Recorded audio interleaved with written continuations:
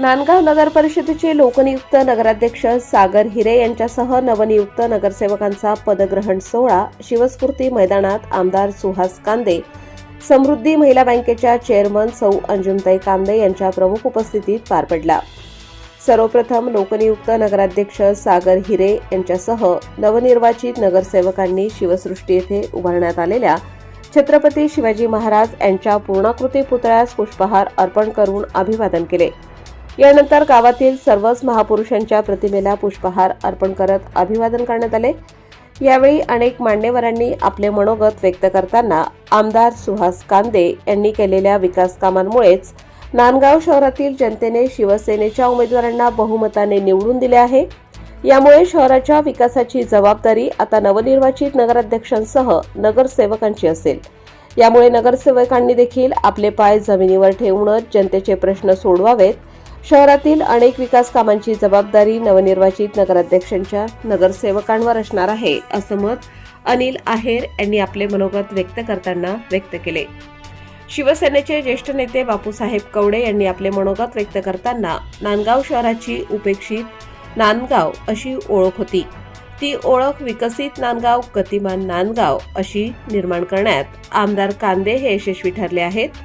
तालुक्यात मोठ्या प्रमाणात विकास कामे झाल्याने नांदगावचा चेहरा आमदार कांदे यांनी बदलल्याने जनतेने नगर परिषदेवर शिवसेनेचा भगवा फडकवला आहे। अध्यक्षीय मनोगत व्यक्त करताना आमदार कांदे यांनी शहरातील तमाम जनतेचे आभार मानत 6 महिन्यात नांदगाव शहराला मुबलक पाणी उपलब्ध होईल। भुयारी, गटारी, रस्ते, गार्डन अशी अनेक कामे बाकी आहेत, ते देखील पूर्ण होतील असा शब्द यावेळी आमदार कांदे यांनी दिला।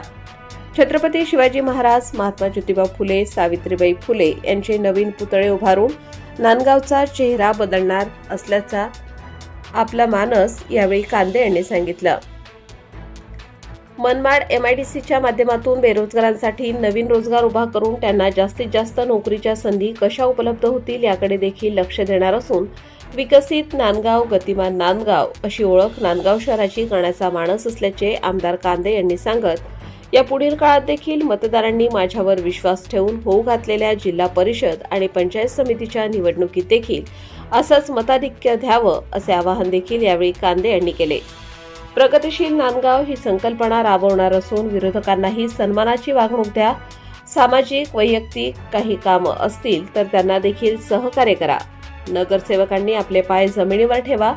मिळालेल्या संधीचं सर्वच नगरसेवकांनी सोनं करा। दिलेल्या जबाबदारीचा मान ठेवा। जनतेची कामं करा अशा कानपिचक्या देखील नवनिर्वाचित नगरसेवकांना दिल्या। किरण काळे, नांदगाव। सर्वच खासकर्ते भरून काढण्यासाठी, ते सर्व अनुशेष भरून काढण्यासाठी ही जी एक पूर्ण सेना नवीन तयार झालेली आहे, त्या सर्व सेनेला तुमचं पाठबळ आणि तुमचा आशीर्वाद तेवढाच महत्त्वाचा आहे। तुमचं पाठबळ आणि तुमचा आशीर्वाद मिळावा अशी या ठिकाणी विनंती करते। आणि आजच्या या सोहळ्याला सर्वजण उपस्थित MIDC आणतोय, MIDCच्या माध्यमातून जे उच्च शिक्षित मुलं आहेत यांचेही शिक्षण, यांनाही इथे नोकऱ्या मिळतील। आणि मला असं वाटतं की आता आपण नेहमी म्हणत असतो की शहराचा विकास कसा झाला, तो कशावरून ओळखायचा? शहराचा विकास कसा झाला तर आजूबाजूच्या जमिनीचे भाव जास्त झाले की शहराचा विकास झाला असं आपण म्हणतो। त्याप्रमाणे सुद्धा माझं लग्न 84 झालं, 86 लग्न झालं, 84 कामाला लागलो, 88 जन्म झाला। म्हणजे तो जन्माला याच्या अगोदरच नगरपालिकेला मला ज्ञात झाले त्या अभिमन्यूसारखी, परंतु त्या अभिमन्यूसारखे याचं काही होऊ नये म्हणून मी अण्णाकडे ताब्यात देऊन टाकलेलं आहे। दुसरी गोष्ट, माझी इच्छा होती की त्यांनी वकील व्हावं, कारण माझ्यावर भरपूर बोगस केस होत्या, त्याच्यामुळे माझी इच्छा होती। तर त्याला वकिलीसाठी मी नाशिकला टाकलं, केटीएचएमला, तो शिक्षणाचा डायरेक्ट प्रॅक्टिसला अण्णाकडे गेला। मला बऱ्याच लोकांनी सांगितलं की तुमचा मुलगा शिकण्यापेक्षा तो अण्णाकडे जातोय, जाऊ दे बाबा। त्याच्यानंतर त्याला इथं बाराला टाकला, BSc झाला। आमच्या एका खास मोठ्या संस्थेने त्याला ऑर्डर आणली, BSc करायला लावलं, BSc केलं, BSc BEd। 2014ला अण्णासाहेब उभे राहिले आणि माझ्या घरी ऑर्डर आली तर त्याला आमच्या ताब्यात द्या। आम्ही त्याला म्हटलं त्याला शिकवताच येत नाही, तो फक्त मी नावाला BSc BEd केलं म्हटलं, शिक्षण हा प्रकार नाही म्हटलं त्याच्याकडे। पण त्या 2014ला त्यावेळेला त्याला म्हटलं ऑर्डर घ्यायची का, तर त्यांनी सांगितलं मी अण्णासाहेबाला सोडणार नाही। या एका शब्दावर मी त्याला पण बोललो नाही। असा एखादा बाप आहे का त्याला ऑर्डर आल्यानंतर तो मुलाला कामाला लावणार नाही म्हणून?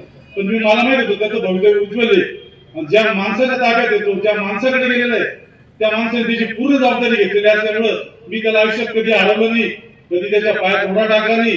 रात्री 12ला येतो का 3ला येतो, काय करतो हे विचारलं नाही. फक्त एकच सांगितलं की मी सन्मानाने 32 वर्ष नगरपालिकेत नोकरी केली, तूही बाबा माझं नाव टिकव, लांड्या लबड्या करू नको, चोऱ्या करू नको, कोणाचे गळे कापू नको, हे धंदे आपल्या बाजाराने शिकवले नाही.